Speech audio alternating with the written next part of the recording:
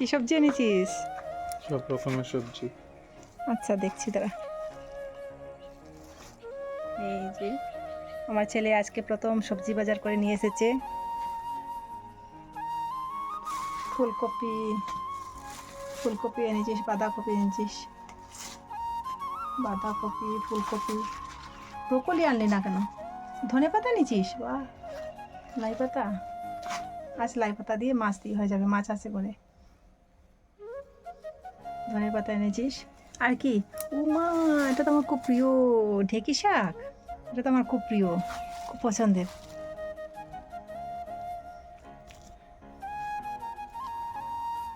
বা, অনেক রকমের সবজি এনেছিস রে।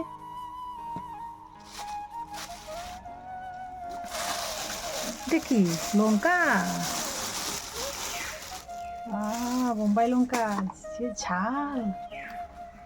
বেগুন এনেছিস? ওরে বাবা, আজকে অনেক কিছু বাজার করে নিয়ে এসেছে। বাবা, টমেটো কি সুন্দর টুকটুকি লাল। ঢেলে দে, ঢেলে দে, আমি পরে গুছিয়ে রাখবো।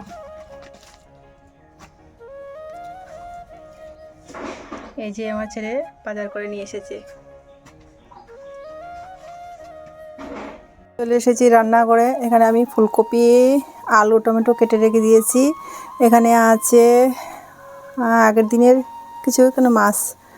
এই মাছের মধ্যে আছে এখানে, মাছটার নামও মনে পড়ছে না, তেলাপিয়া মাছ। আর আছে এখানে পাবদা মাছ। এখানে ছোলার ডাল ভিজিয়ে রেখে দিয়েছি। এটা কাঁচা লঙ্কা, আমার ছেলে এই লঙ্কাটা আমার বাজার থেকে এনেছে। আর এই যে লাল লাল লঙ্কা, এটাও আমাদের বাগানের গাছের লেবু আছে। এখানে ঢেঁকি শাক চাল ধুয়ে ভেজে রেখে দিয়েছি। আর এখানে হচ্ছে বিভিন্ন রকমের ডাঁটা কেটে রেখে দিয়েছি, সবজির ডাঁটা, ফুলকপি, পাতাকপি। ডাঁটাগুলো আমার খুব ভালো লাগে, ঢেঁকি শাকের ডাঁটা। বেগুন, টমেটো, আলু সব কিছু কেটে ধুয়ে পরিষ্কার করে নিয়েছি। এখন আমি রান্নাতে চলে যাব। গ্যাস জ্বালিয়ে দুটো কড়া বসিয়ে দিয়েছি। আর এখানে মাছ ভাজা করছি। এদিকে পাবদা মাছ বসিয়ে দিয়েছি, আর এদিকে বসিয়ে দিয়েছি আছে এখানে তেলাপিয়া মাছ। এই মাছের নামটা আমি ভুলে যাইব। তেলাপিয়া মাছ, মাছের মাথা সহ, ওটা গতকালের ছিল, ফ্রিজে ছিল। আমার ছেলে কেটে দিয়েছে মাছ, কারণ আমার গতকাল খুবই অসুস্থ ছিলাম, আমি মাছ কাটতে পারিনি। যারা আমার লাইভ দেখো তারা তো জানো।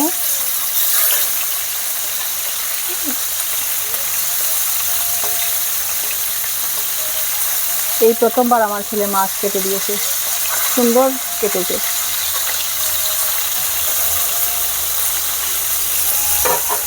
তো মাছগুলো ভাজা করে নিয়ে আবার ফিরছি। আমার ফুলকপি ভাজা করা হয়ে গেছে, অফ ক্যামেরাতে বসিয়ে দিয়েছিলাম। আলু ফুলকপি দুটোই ভাজা করে নিয়েছি একসাথে, নামিয়ে নেব এখন। হয়ে গেছে, নুন আর হলুদ দিয়ে ভাজা করে নিয়েছিলাম। পাবদা মাছটা ওইদিকে আমার হাল বেহাল হয়ে গেছে, দেখুন।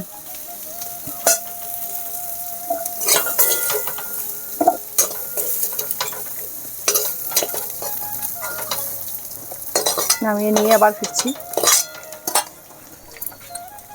ওই কড়াতে তেল দিয়ে দিলাম শুকনো লঙ্কা দুটো ছিঁড়ে, দিয়ে দিলাম মেথি, কালো জিরে। কড়াটা ধুইনি, এটাতে বসিয়ে দিয়েছি। ওই কড়াতে আগে যে সবজি দিয়ে গিয়েছিলাম, ডাঁটা, ওই ডাঁটা বসিয়ে দিচ্ছি।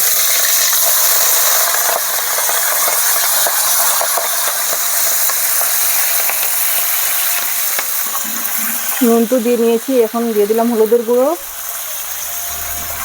আর দিচ্ছি 1 চামচ লঙ্কার গুঁড়ো। তার সাথে অফ ক্যামেরাতে সামান্য চিনি দিয়েছিলাম। এখন আমি ঢেকে রাখবো। এই সবজির ডাঁটা সবজিটা আমার ভীষণ ভালো লাগে খেতে।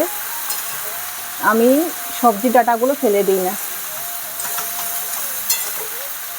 দেখে দেখে বেছে বেছে একটু নরম দেখে আমি রান্না করি, আমার খুব ভালো লাগে খেতে।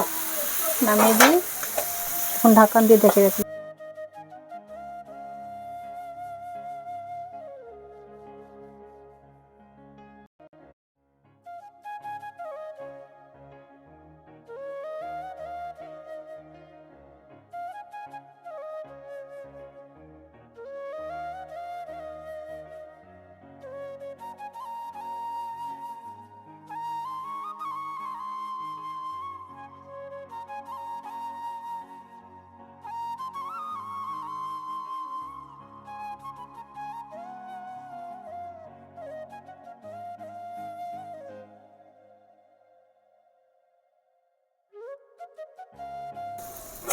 ওইদিকে মন্ডাটা কি হচ্ছে দেখি। এখানে আমি দিচ্ছি শস্য, তবে সব শস্য দেব না, বেশি হয়ে যাবে। কিছু শস্য আমি এখানে থেকে রেখে দিচ্ছি।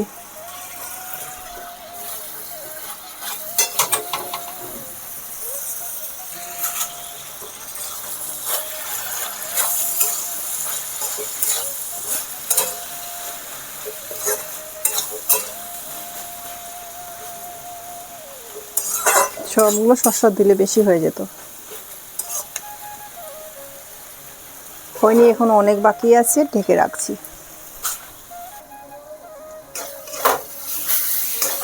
দিয়ে মশলাগুলো আমার কষানো হয়ে গেছে, আর কষানো যাবে না।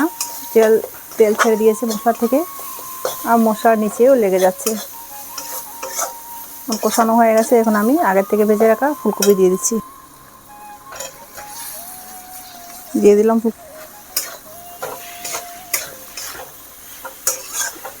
কিছুক্ষণ ফুলকপির মধ্যে ঝোল দিয়ে দিয়েছিলাম। এখন তেজপাতাটা ফেলে দেব। ওর কাজ শেষ, ভাত হয়ে গেছে, ফুলকপি আলু রেসিপিটা হয়ে গেছে। এখন আমি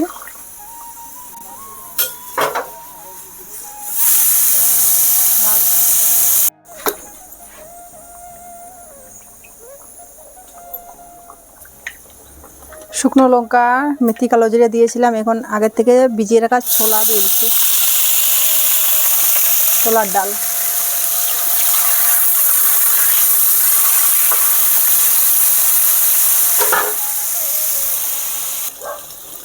এইবার আগের থেকে কেটে ধুয়ে রাখা ঢেঁকির শাকটাও দিয়ে দিচ্ছি। ঢেঁকির শাকের মধ্যে হলুদের গুঁড়ো, জিরের গুঁড়ো আর দিয়েছি নুন, দিয়ে এখন ঢেকে রাখছি। ওই যে ফুলকপির মধ্যে এবার ধনে পাতা দিচ্ছি। তবে হ্যাঁ বন্ধুরা, এখানে আমি আবার অফ ক্যামেরাতে কাসুরি মেথি দিয়েছিলাম, আর ধনে পাতা দেখলাম যে আমার ঘরে নষ্ট হয়ে যাচ্ছে, তাই ভাবলাম যে না, ধনে পাতাটাও দিয়ে দিই। তাই ধনে পাতাটাও দিয়ে দিচ্ছি। একদমই মনে ছিল না, নইলে আমি কাসুরি মেথি দিতামই না একদম। আর ওইদিকে আমি ওই ঢেঁকি শাকের মধ্যে দিচ্ছি, এখানে আছে আদার পেস্ট, যাচ্ছে না, এখানে আছে আদা, রসুন আর কাঁচা লঙ্কা, পাকা পাকা কাঁচা লঙ্কা পেস্ট করে নিয়েছি। তো সব কিছু এখন দিয়ে দিচ্ছি। ও আজ তো আমার নিজের ইন্ট্রো দিতেই ভুলে গেছি বন্ধুরা। কেমন আছেন বন্ধুরা সবাই? আশা করি সবাই ভালো আছেন, সুস্থ আছেন। আমিও ভালো আছি। আমি সীমা, আর আপনারা দেখছেন ডিডিএস ব্লগ। ডিডিএস ব্লগে আপনাদের সবাইকে স্বাগত আর অনেক অনেক ভালোবাসা। তো বন্ধুরা, আজকে আমার একদম ইন্ট্রো দিতে একদমই ভুলে গেছি, একদম ভিডিও শেষে ইন্ট্রো দিচ্ছি।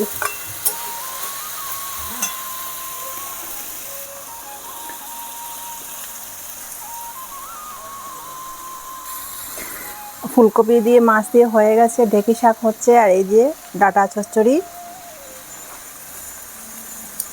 ডাটা চচ্চড়িটা হয়ে গেছে। আর পাবদা মাছ এখন আর রান্না করছি না বন্ধুরা, মাছগুলো একদম ঘাটা ঘাটা হয়ে গেছে। এই মাছগুলো রান্না করতে গেলে সব গুঁড়ো হয়ে যাবে। তো ফ্রিজে আরও কিছু মাছ আছে, সেই মাছ সব কিছু একসাথে করে রান্না করব। এখন কষাতে হবে, নইলে সেদ্ধ হবে না। সামান্য জল দিয়ে ঢেকে রাখবো, সেদ্ধ করে ভালোটাকে একবার শুকনো শুকনো বানাবো।